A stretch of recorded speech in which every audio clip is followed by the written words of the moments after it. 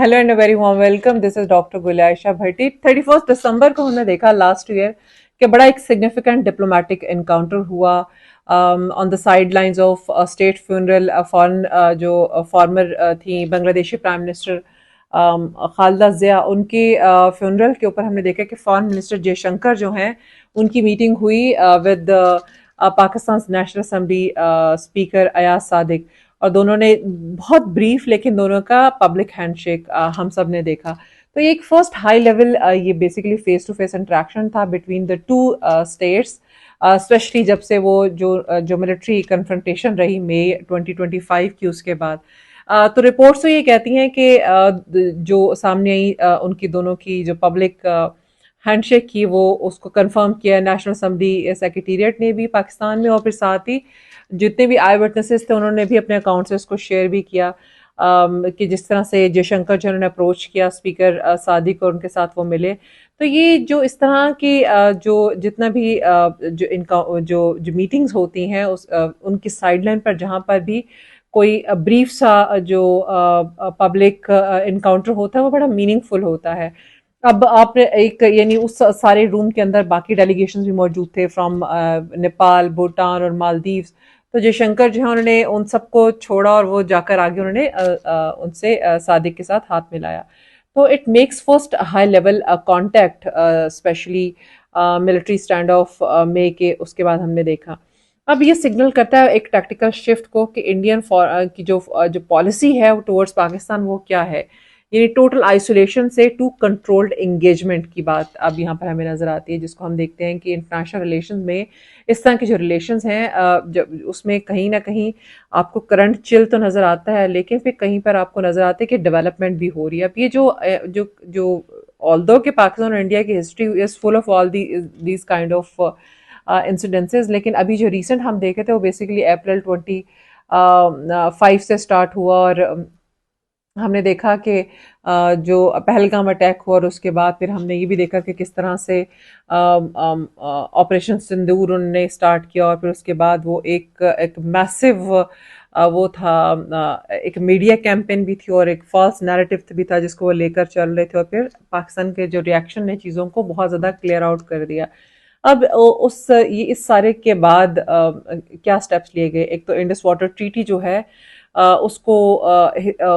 वो कर दिया गया ना, अबेंस में डाल दिया गया इस ट्रीटी को, जो कि 1960 से इफेक्टिवली चल रही थी, और ये कहा गया कि क्योंकि क्रॉस बॉर्डर टेररिज्म है तो जब तक ये टेररिज्म ख़त्म नहीं होगी तब तक और क्रेडिबली और इररिवोकेबली जब तक ये हॉल्ट नहीं होगी तब तक इंडस वाटर ट्रीटी जो है वो रिज्यूम नहीं होगी। इसी तरह डिप्लोमेटिक डाउनग्रेड भी देखा कि स्टाफ की जो स्ट्रेंथ थी दोनों हाई कमिश्नर्स में दोनों साइड पे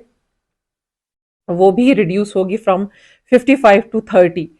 और फिर हमने ये भी देखा कि वीज़ा रिस्ट्रिक्शन जो है इंडिया ने सार्क वीज़ा एग्जाम्पशन के अंदर जो पाकिस्तान और बाकी सार्क कंट्रीज जो वीज़ा के रिलैक्सेशन फीस देख रहे थे वो भी उन्होंने पाकिस्तान के लिए ख़त्म कर दी। लॉजिस्टिक हमने देखी कि सर्वेंस को भी देखा कि देखें अटारी जो इंटीग्रेटेड चेक पोस्ट है वहाँ पर भी हमने देखा कि वो भी क्लोज होगी इनडेफिनेटली, और इसमें जो रिमेनिंग ट्रेड और ट्रांजिट था वो भी पाकिस्तान का ख़त्म हो गया इनके साथ। और ढाका के साथ जो पाकिस्तान की जो डेवलपमेंट स्टार्ट हुई वो भी जो है वो एक काइंड ऑफ वो रही, एक थ्रेट रही इंडिया के लिए। तो ये जितनी भी एनीवेज जो इंटरेक्शन हुई है अभी रिसेंटली वो बड़ी ब्रीफ थी, लेकिन पॉसिबिलिटी है कि it can go for that low level official engagement से कहीं ना कहीं पर वो restoration of diplomatic staff levels. Usually हम ये देखते हैं कि जब ये मीटिंग भी हुई तो इसमें जो नेशनल असम्बली के जो स्पीकर हैं उनके साथ कांटेक्ट करने की कोशिश की कि rather than the member of executive branch. तो इससे क्या चीज़ें इंडिया अवेल कर सकता है, उससे एक तो ये है कि देखिए डिनायबिलिटी जो है ना, डिग्री ऑफ डिनायबिलिटी वो उसको स्पेस प्रोवाइड करता है। दूसरा ये है कि यहाँ पर जो एक वो डिफ़िकल्ट जो टॉक्स हैं बिहाइंड द सीन हमें वो भी नज़र आ रही हैं, और फिर एग्जेक्टिव ब्रांच से कांटेक्ट करने की बजाय क्योंकि उस पर ना पब्लिक बैकलैश इंडिया को बहुत फेस करना पड़ता हो, तो उन्होंने क्या किया, उन्होंने नेशनल असम्बली के स्पीकर से बात स्टार्ट करने की कोशिश की है। اس سے کیا پتہ چلتا ہے کہ اس سے یہ پتہ چلتا ہے کہ جو انگیجمنٹ ہے کہیں نہ کہیں کنٹرولڈ انگیجمنٹ انڈیا بھی چاہتا ہے پاکستان کے ساتھ. اب یہاں پر اس سارے سینیریو کو اگر ہم آئی آر کے پرسپیکٹو سے دیکھتے ہیں تو ہم اس کو کہتے ہیں یہ فیونرل ڈپلومیسی ہے. اور فیونرل ڈپلومیسی کا مطلب یہ ہوتا ہے کہ جب بھی کہیں اس طرح سے کہ فیونرل ہوتے ہیں تو وہاں پر وہ صرف مارننگ نہیں ہو رہی تھی بلکہ وہاں پہ ایک اسٹریٹجک انوائرمنٹ بھی کریٹ ہوا ہوتا ہے جہاں پر جو اسٹیٹ کرافٹ کے جو پروٹوکول ہوتے ہیں وہ ٹیمپریرلی وہ سسپینڈ ہو چکے ہیں. تو وہاں پر اگر دو ایسی نیشن سے ریپرزینٹیٹیو آئے ہوئے ہیں جو کہ کہیں نہ کہیں اسٹرین ریلیشن کا شکار ہے تو اس میں پھر وہ کوشش کرتے ہیں کہ اس طرح کے انوائرمنٹ کے اندر اس طرح کی میٹنگ کے اندر اس فورم کے اوپر کو یوٹیلائز کرے اور اپنے آپس کے ریلیشن کو کہیں نارملائز کرنے کی کوشش کی جائے. تو یہاں پر بھی ہم یہ دیکھتے ہیں کہ یہ آپ کو جتنا بھی یہ جے شنکر کا ملنا آیا صادق کے ساتھ تو بیسیکلی یہ وہ ایک اسی اپرچونٹی جو فیونرل ڈپلومیسی ہے وہ اس کو اویل کرنے کی کوشش کی گئی ہے. Funeral diplomacy basically through out the history ہم نے دیکھا کہ ساؤتھ ایشیا میں بہت یوٹیلائز کیا گیا ہے اس کو. اور جس طرح سے ہم نے دیکھا کہ انڈیا کے جو فارمر پی ایم تھے اٹل بہاری واجپئی جب ان کی ڈیتھ ہوئی 2018 میں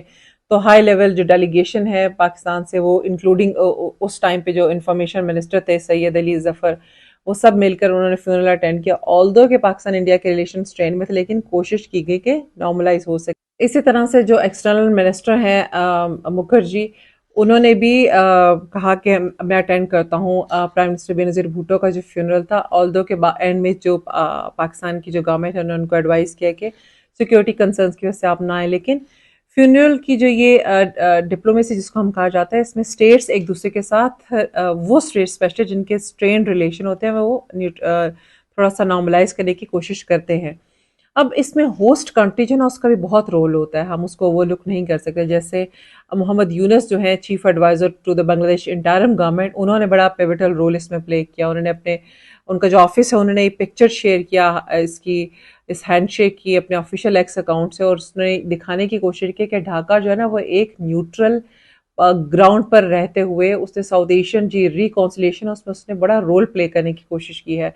تو اگر ہم اس کو اس طرح سے دیکھتے ہیں تو ہمیں یہ نظر آتا ہے کہ یہ جو براڈ کاسٹنگ ہے امیج کا گلوبل آڈینس کے لیے تو یہ بیسیکلی یہ دکھایا جاتا ہے کہ کس طرح سے جو انٹرم گورنمنٹ ہے وہ افیکٹولی وہ کرنے کی کوشش کر رہی ہے دونوں اسٹیٹس کو اس میں نارملائز ریلیشن کرنے کی اس میں ان کو سپورٹ پرووائڈ کر رہی ہے. اور یہ جو فیونرل ڈپلومیسیز ہوتی ہیں ان کا ساؤتھ ایشین پالیٹکس کے اندر بڑا رول رہا ہے. چاہے وہ